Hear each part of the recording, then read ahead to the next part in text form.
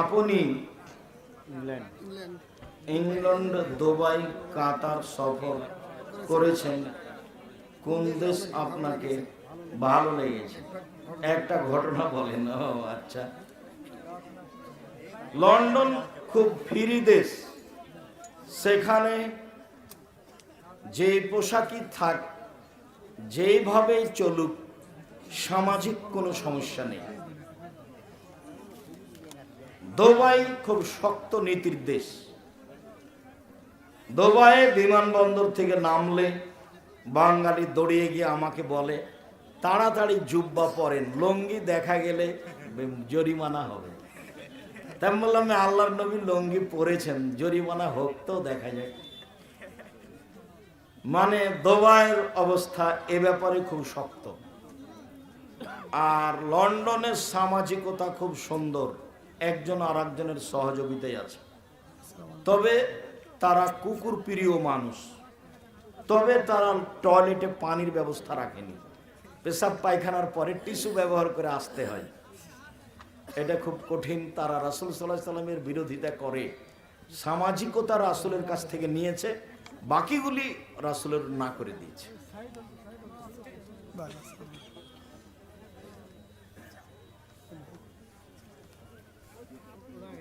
লন্ডনে স্বাধীনভাবে বক্তব্য দিতে পাওয়া যায়, আর আরব দেশগুলিতে স্বাধীনভাবে বক্তব্য দেওয়া যায় না, কঠিন আছে। সরকারিভাবে যে নিয়ম করা আছে সেটাই করতে হবে। তুলনামূলক নীতিগতভাবে আরব আমিরাত দেশগুলি কঠিন, তুলনামূলকভাবে লন্ডন চলাফেরাই সহজ। একই ব্যক্তি মসজিদের ইমাম ও মুয়াজ্জিন হতে পারবে কি না? না থাকলে হবে। যে ব্যক্তি মুয়াজ্জিন সেই ব্যক্তি ইমাম হবে।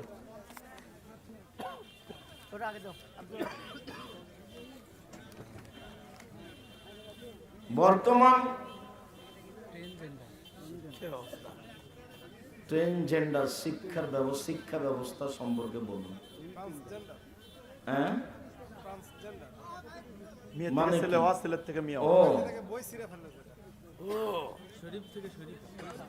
শরীফ থেকে শরীফা।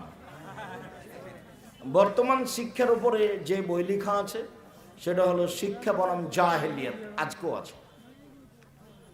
আমরা নিজেরা বই বের করছি, বিশেষ করে বাংলা পঞ্চম পর্যন্ত, ষষ্ঠ সপ্তম পর্যন্ত রেডি আছে, বাকি সব বের করবো ইনশাআল্লাহ। আর এইসব সিলেবাস নিয়ে আমরা যেসব বই লিখেছি তার একটা বইয়ের নাম শিক্ষা বনাম জাহেলিয়া। এই নীতিতে, পুরুষ নারীর নীতিতে, নারী পুরুষ, পুরুষই নারী, আর এটা একটা মধ্যম লিঙ্গের মানুষ, এইটা একটা নোংরামি। আসলে দুঃখিত, আমরাই যদি সচেতন না হই তাহলে তো এক শ্রেণীর মানুষ সুযোগ নিয়ে আছে আমাদেরকে পশু প্রাণী করতে চায়। সেটাই আমাদের অবস্থা এখন যা আমরা বুঝছি। আমরা জানি পৃথিবীতে কোরআনের সর্বপ্রথম আয়াত নাজিল হয় সূরা আলাকের প্রথম আয়াত, কিন্তু এই আয়াতটি কোরআনের প্রথমে না থেকে কোরআনের 96 সূরায় কেন?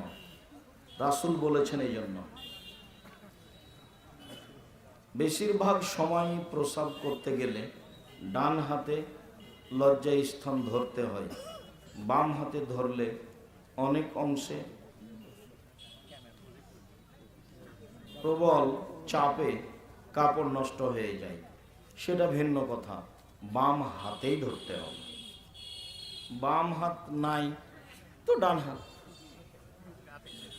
বাম হাতেই ধরতে হবে, এটাই আদেশ। এটাই পার্থক্য হচ্ছে ইহুদি খ্রিস্টানদের সাথে। যখন ইহুদি খ্রিস্টান সালমান ফার্সিকে বললেন, আরে তোমার নবী নাকি বড় মানুষ, পেশাব পায়খানার কথা শিখায়, ছি এটা কথা হলো? এত বড় মানুষ কিভাবে পেশাব করতে হবে সেটা শিখাবে? আবার পেশাব করলে মহিলা মানুষের মতো পেশাব করে সামনের দিক ঘেরে রাখে, এখন কথা। তখন সালমান ফার্সি বললেন, জি আমাদের নবী পেশাব পায়খানার কথা বলেন। তিনি বলেছেন কেবলা হিসাব করে পেশাব পায়খানা করতে হবে। তিনি বলেছেন পেশাব পায়খানার পরে পানি দিয়ে পবিত্রতা অর্জন করতে হবে। তিনি বলেছেন পানি না থাকলে ঢেল দিয়ে পবিত্রতা অর্জন করতে হবে। তিনি বলেছেন বাম হাত দিয়ে পবিত্রতা অর্জন করতে হবে, বাম হাতে লজ্জা স্থান স্পর্শ করতে হবে, ডান হাতে নয়। তিনি বলেছেন হাড় হাড্ডি দিয়ে পবিত্রতা অর্জন করা যাবে না। তিনি বলেছেন গোবর দিয়ে পবিত্রতা অর্জন করা যাবে না।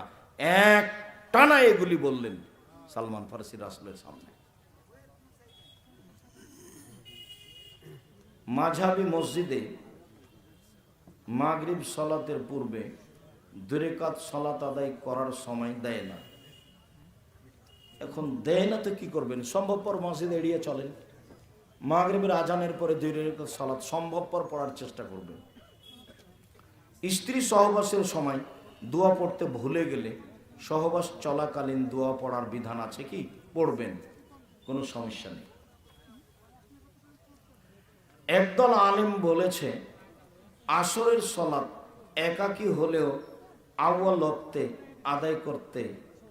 আরেক দল বলেছে জামাতের সাথে দেরি করে প্রথম ওয়াক্তেই পড়তে হবে, একাই হলেও এটাই ঠিক। একজন ব্যক্তিকে কসর করতে হলে কতটুকু দূরত্ব? দূরত্ব নেই, দূরত্বের পরিমাণ নেই। বাড়ি থেকে যখন বের হচ্ছে তখন যদি নিজেকে মনে করে মুসাফির, তাহলে বাড়ি থেকে বের হয়ে যেখানেই টাইম হবে, সেটা দুবলা গাড়িতে হোক, আর সেটা আপনার 9 মাইলে হোক, আর সেটা আপনার শেরপুরে হোক, আর না হলে যমুনা ব্রিজে হোক, যেখানেই হোক না কেন, বাড়ি থেকে বের হওয়ার পরে সলাতের টাইম হলেই কসর করবে। কোনো হাদিসে আছে 3 কিলোমিটার, কোনো হাদিসে আছে 9 কিলোমিটার, কোনো হাদিসে আছে 18 কিলোমিটার, কোনো হাদিসে আছে 48 কিলোমিটার। এক এক হাদিসে এক এক রকম এসেছে। তার মানে দূরত্ব হিসাব নয়, হলো মুসাফির হিসাব। যখন ওর বের হওয়াটা প্রমাণ করছে যে সফরে বের হচ্ছে, তো কেউ দুবলা গাড়ি গেলে সফর বলে কি? যখন ঢাকা যায় তখন একটু ব্যাগ ট্যাগ গোছায়, এটার নাম সফর। ইব্রাহিম আলাইহিস সালামকে কি জাতির পিতা? জাতির পিতা তো আদম আলাইহিস সালাম। ইব্রাহিম আলাইহিস সালাম হলেন ধর্মীয় নীতি, মাযহাব, আদর্শ, শিষ্টাচারের পিতা। রুকু পেলে রাকাত হিসাব গণ্য হবে? জি। সূরা ফাতিহা হয়নি যে, সূরা ফাতিহার স্থান নয়, এজন্য। কেউ যদি সময় পেয়েছে সূরা ফাতিহার তখন পড়েনি, তার সালাত হবে না। যেহেতু আল্লাহর নবী রুকুকে রাকাত বলেছেন, কাজে রুকুই রাকাত, এ কথাই ঠিক।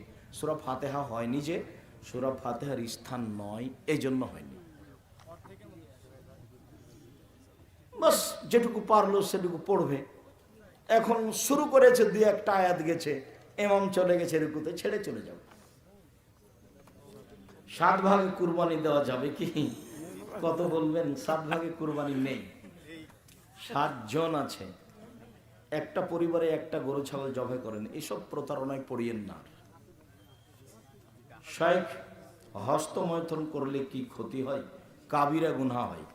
নারী পুরুষ যেভাবে হস্তমৈথুনের পথ অবলম্বন করুক না কেন, যে কোনো মাধ্যম দিয়ে, নারী পুরুষ উভয়ই মহাপাপী।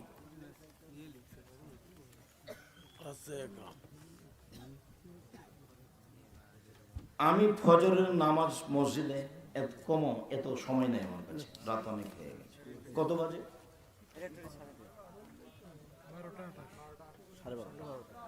কয়েক মিনিট, তো 12টায় শেষ করতে চেয়েছিলাম। অনেক সময় আমাকে মনিব দেহের ও অন্যান্য প্রাণীর ছবি আঁকতে হয়, মানব দেহ রয়েছে।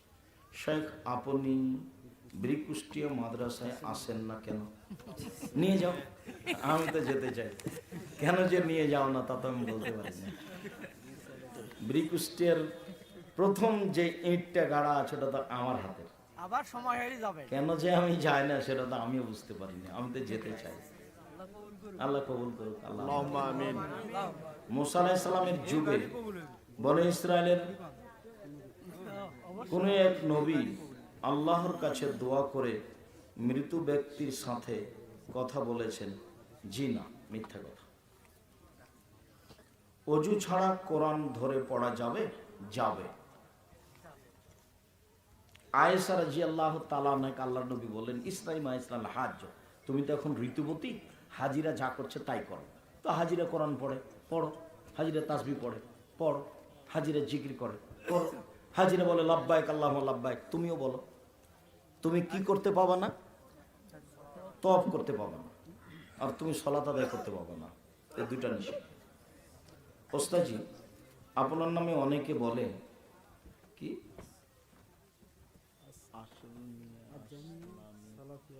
জামিয়া সালাফিয়া মাদ্রাসার জন্য জোর করে জমি দখল করানো হয়। ও, তা কিনা জমি তো যে জমি বিক্রি করেছে তার ছেলে আবার সেই জমি বিক্রি করতে চাচ্ছে, তো সেটা কেমন করে হবে? প্রাচীর দেওয়া আছে, তখন বলছে যে জমি দখল করেছে। তো জমির বিষয়টা যে কত জটিল সেটা তো আমাদের জানা ছিল না। এখন প্রতিষ্ঠানের খাতিরে জমি কিনতে হচ্ছে, যার জন্য এগুলো দেখা যাচ্ছে। আমি জীবনে কোনোদিন মানুষের ক্ষতি করা প্রয়োজন মনে করি না, করিও নি, করবো না। ওরা বুঝতে চায় না, ওরা 1.5 লক্ষ টাকা শতক জমি 10 লক্ষ টাকা শতক বিক্রি করছে জামিয়া সালাফের কারণে। তো যেখান থেকে সুবিধা পাচ্ছে তাদের বক্তব্য বদনাম করবে, এটাই ঠিক। তারা আসলে করতো না।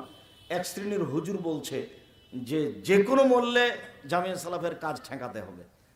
আবার তারা বলছে যে আব্দুর রাহিক সাহেব চলে গেলে তো আর একটা হুজুর আসবেনি। তো ওরাও বোকা মানুষ, আর যে হুজুর এসব প্রস্তাব দিচ্ছে সেও বোকা মানুষ। ও জানে জামিয়া সালাফের রূপগঞ্জ নারায়ণগঞ্জে প্রায় 1,500 শতক জমি কিনা আছে, সব নেবরাসের নামে কিনা আছে। নেবরাস একটা সরকার অনুমোদিত অলাভজনক ফাউন্ডেশন, যার সভাপতি আমি, যার জেনারেল সেক্রেটারি আমার ছোট ভাই মোস্তফা কামাল। তো জোর করে দখল করে কি করবে? 1,500 শতক প্রায় জমি কিনা আছে, সব নেবরাসের নামে আছে। তো বিরোধিতা করে যতদিন টিকে চলছে, এক সময় থাকবে না ইনশাআল্লাহ। এক ব্যক্তির 2 হাতই নেই, কিন্তু সে ব্যক্তি অজু করবে কিভাবে? অজু করা লাগবে না, অজু তার করা লাগবে না। যদি কেউ থাকে তাহলে মাটি দিয়ে তার মুখমণ্ডলটা মাসা করে দিবে।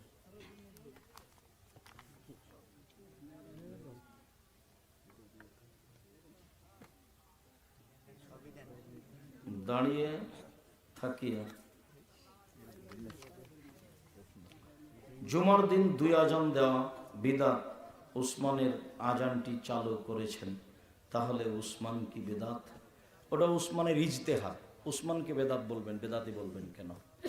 ইজতেহাদ করলে বিদাত হয়? এখন তো মাইকে আজান হচ্ছে, ওই ইজতেহাদের এখন প্রয়োজন নেই, তো রাসূলেরটাই দিবেন। তুমি ব্যাকা টেढ़া হয়ে যাও কেন? এটি কি তুমি সেই সময় এখনো পেয়েছো যে ডেমানে যে হাই স্কুলের মাঠে আমি বক্তব্য দিচ্ছি, যেটা জোর করে যেটা করবে সেটাই করে নিবা? সেই দিন আর নেই, জোর করে কিছু করতে চাইও না। ডেমা জানি হাই স্কুলের অবস্থা আমার খুব মনে পড়ে। শেখ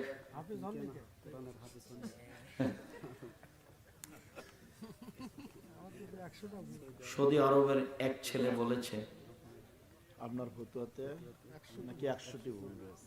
ও ফতোয়া দেখ, তারপরে বুঝবে কি করে। আমাদের ফতোয়ার বিষয়ে যে যাই বলো, মানুষ কিছু বলতে পারে।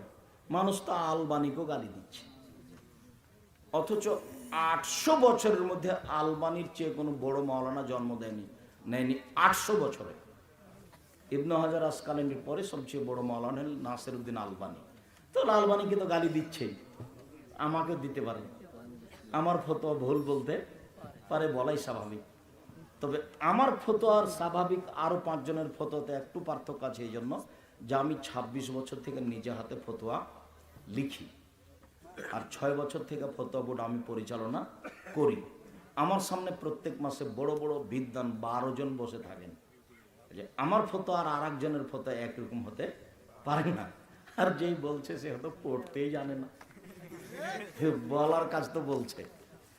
যারা এরকম অহংকার করেছে তাদেরকে আমি 12 বছর পড়াতে চেয়েছি, সে যেখান থেকে আসুক না কেন, ওর ঘুঘুরা তুলে দেবো আমি।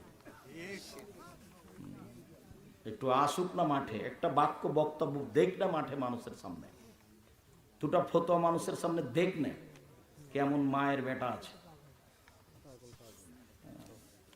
ওকে তো বলেছি আমি যে তোমাকে আমি 12 বছর পড়াবো, এক যুগ তুমি যেখান থেকে পড়ে আসো, পৃথিবীর যে কোনো প্রান্ত থেকে পড়ে আসো।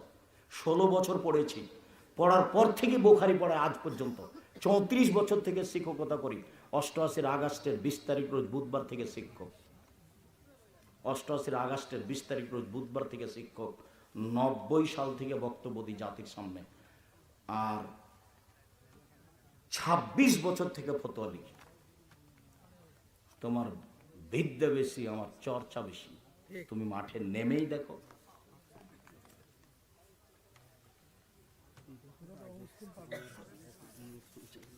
শুকরিয়া, জাযাকুমুল্লাহ। সবার না ইচ্ছে। অমুসলিম পাগল কি জান্নাতে যাবে? না। বাল্য অবস্থায় যেসব ছেলে মেয়ে মারা গেছে অমুসলিম, তারা জান্নাতে যাবে। বড় হওয়ার পরে যারা ইসলাম কবুল করেনি তারা জান্নাতে যাবে না। কাউকে আল্লাহ জান্নাতে দেন, তার ব্যক্তিগত ক্ষমতা, সেটা ভিন্ন কথা। শুকরিয়া, জাযাকুমুল্লাহ খাইর। আল্লাহ আমাদের যারা মারা গেছে তুমি তাদের